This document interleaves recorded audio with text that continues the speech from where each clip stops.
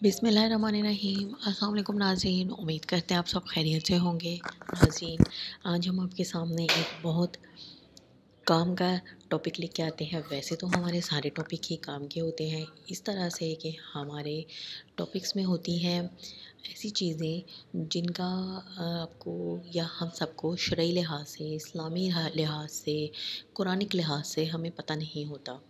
वो सवालात होते हैं छोटे छोटे, मामलात होते हैं ऐसे छोटे छोटे जो कि हम बहुत बड़े होते हैं लेकिन हमें उनका पता नहीं होता। हम जाने अनजाने में उन चीज़ों को करते चले जाते हैं।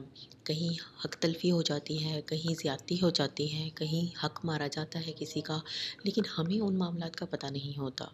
तो हमारी ये कोशिश होती है कि हम छोटी छोटी चीज़ें हैं उनको हम आपके सामने जब लेकर आएँ या उन चीज़ों के हवाले से जो सवालात पूछे जाएँ, जब हम उनको आप तक लेकर आएँ तो हम पूरी रिसर्च के बाद लेकर आएँ।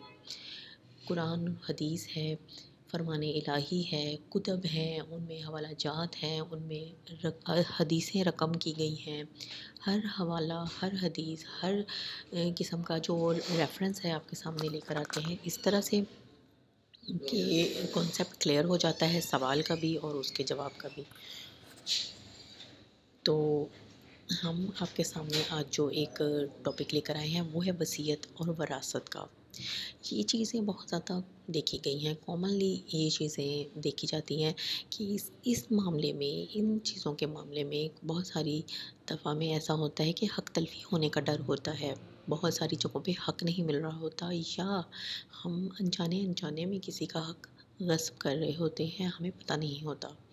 तो आज हम इसके हवाले से ही पूछे जाने वाले सवाल को डिस्कस करेंगे और आपको उसका जवाब भी बताएंगे। तो आप इन उम्मीद करते हैं कि आप हमारी वीडियो को गौर से देखेंगे ताकि इसमें बताए जाने वाला हर हवाला जो है वो काम आ सके, उसको आप भी जान सकें। तो नाज़रीन, शुरू करते हैं अपने टॉपिक को। और इसमें पूछा गया था सवाल जो कि यहाँ से स्टार्ट होता है कि मेरी एक बीवी है, दो बेटे, एक की उम्र 6 साल और दूसरे की उम्र 3 साल है। माँ गैर शादीशुदा बहन है 28 साल की, नानी है 23 साल कबल हमारे वालिद से अलहदगी के बाद से। हर एक को हमारे दादा, जो कि अब ज़िंदा नहीं हैं, उन्होंने पाला और सपोर्ट किया। 14 साल पहले मेरे दादा की मौत के बाद मैं अपने ख़ानदान के लिए वाहिद माली मावन हूँ और रहा हूँ। मेरा एक बाप है जो हमसे बिछड़ गया और पिछले 23 सालों से इसका हमसे कोई राब्ता नहीं। इसने दूसरी औरत से शादी भी कर रखी है। 1 साल कबल अलहदगी के बाद से इसने हमारी माली मदद नहीं की। मेरे पास एक घर है जिसका कुछ हिस्सा मुझे मेरी वालदा ने तोहफे में दिया और जिसमें मैंने अपना पैसा लगाया। अब ये घर मेरे नाम है और मेरी दौलत का 80% है। मेरी बाकी मामूली दौलत नक़द और हिस्सस में है। मैं इस्लामी कानून के मुताबिक अपनी आखिरी वसीयत कैसे लिखूं? तो हम इनको जवाब इसका बताते हैं कि पहली तो ये कि किसी शख्स की ज़िंदगी में इसकी जायदाद की तकसीम के बारे में वसीयत लिखना ज़रूरी नहीं है, क्योंकि वरासत की शराइत में से एक शर्त ये है कि वसीयत करने वाले की मौत वाक़या हो। एक बार जब इसकी वफ़ात हो जाती है तो इसकी जायदाद इसके ज़िंदा वारिसा के दरमियान शरीयत के मुताबिक तकसीम हो जाती है, इसलिए कि हर वारिस का हिस्सा शरीयत के मुताबिक मुतय्यन है। जैसा कि अल्लाह ताला ने भी फरमाया है, इसमें मर्दों के लिए हिस्सा है और औरतों के लिए हिस्सा है, जो वालिदैन और ये करीबी रिश्तेदारों के लिए छोड़ा है। ख्वाह जायदाद छोटी हो या बड़ी, एक कानूनी हिस्सा है। तो बेहतर ये है कि जायदाद को जल्द तकसीम ना किया जाए, यानी मौत से पहले, जब तक कि वसीयत करने वाले को वारिसों के दरमियान किसी किस्म की बदउनवानी या झगड़े का अंदेशा ना हो, या ये कि इसकी जायदाद पर शरई हुक्म लागू नहीं होगा, क्योंकि वो मुल्क में रहता है जो इंसानों के बनाए हुए कवानीन की पैरवी करता है, न कि शरीयत पर। इस सूरत में वो इसे अपनी वसीयत में लिख सकता है। दूसरी बात ये कि अगर हम फ़र्ज़ करें कि आपका माल सिर्फ़ उन लोगों में तकसीम किया जाएगा जिनका सवाल में ज़िक्र किया गया है, 2 बेटे, 1 बीवी, 1 माँ, 1 नानी, 1 बहन और 1 बाप। آپ نے ذکر کیا کہ آپ کے والد زندہ ہیں اور وہ چھوڑ گئے ہیں، آپ نے اور آپ پر خرچ کرنے کا اپنا فرض ادا نہیں کیا، لیکن وہ آپ سے اور آپ کو اس سے میراث ملے گا، تو جائیداد کی تقسیم حسب ذیل ہوگی۔ بیوی کو 8واں حصہ ملتا ہے اور باپ اور ماں کو 6واں حصہ ملتا ہے۔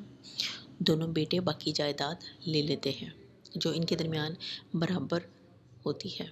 ان لوگوں میں سے کسی کو اس کے شرعی حصے کے علاوہ کسی چیز کی وصیت کرنا تمہارے لیے جائز نہیں، کیونکہ رسول اللہ صلی اللہ علیہ وآلہ وسلم نے فرمایا اللہ تعالیٰ نے ہر اس شخص کو اس کا حق دیا ہے جو اس کا حقدار ہے، لہٰذا وارث کے لیے کوئی وصیت نہیں ہے۔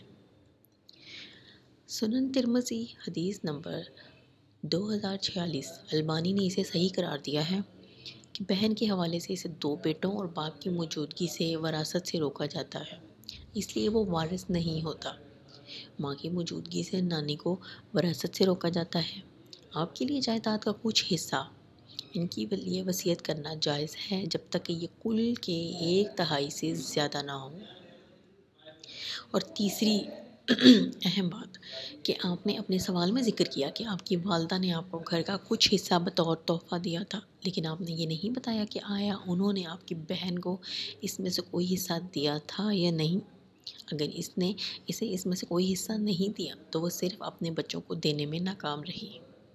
کسی شخص کے لیے جائز نہیں کہ وہ اپنے بچوں میں سے کسی کو کچھ دے اور دوسروں کو نہ دے، یا تحفہ دینے میں ان میں سے کسی کو دوسروں پر فضیلت دے، بلکہ دینے میں عدل واجب ہے، کیونکہ نعمان بن بشیر کی حدیث ہے کہ ان کے والد نے انہیں رسول اللہ صلی اللہ علیہ وآلہ وسلم کے پاس لایا جب آپ نے انہیں تحفہ دیا۔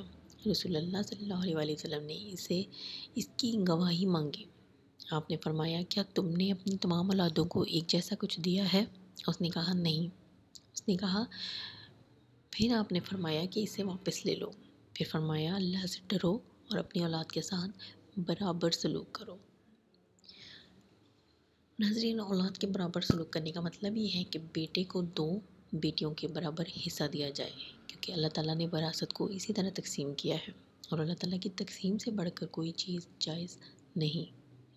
اس بنا پر آپ یا تو اپنی بہن کو اس میں سے 1/3 حصہ دیں جو آپ کی والدہ نے آپ کو دیا ہے، یا اپنی والدہ کو تحفہ واپس کر دیں، علیہ کہ آپ کی بہن اپنی مرضی سے اپنے حقوق سے دستبردار ہو جائے، اس صورت میں کوئی حرج نہیں۔